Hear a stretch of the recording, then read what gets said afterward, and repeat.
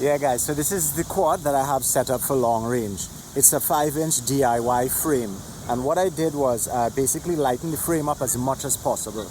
Took off all the TPU, right, running only 2 motor screws, and also bottom mounted the battery. I'm running a 4200 milliamp per hour Liion pack. Alright, underslung the Liion pack.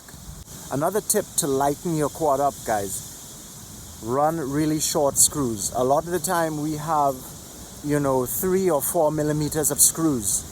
3 or 4 millimeters of screws down inside of your standoff. And it's not really needed, especially for long range where you're not bashing your quad. So I'm running really short screws on this 2 millimeter top deck here. One thing I didn't talk about was your RX and your TX link. I'm running crossfire, right? And I built myself a Yagi. Basically, it's a length of 12 gauge wire, right? I'll post a link in the video description below for IB Crazy's modification for this.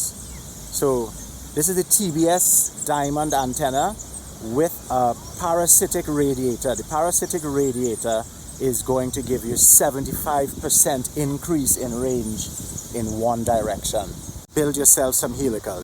With 2 5-turn helical antennas, you're getting out that 4 kilometers easy. Still have about 15 megabytes left for more range.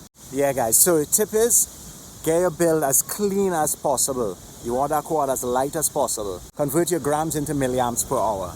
Hush, hush, baby, don't you cry tonight. Hush, hush, I can make you feel alright. Hush, hush, I'll kiss away the pain tonight. Right under the moon.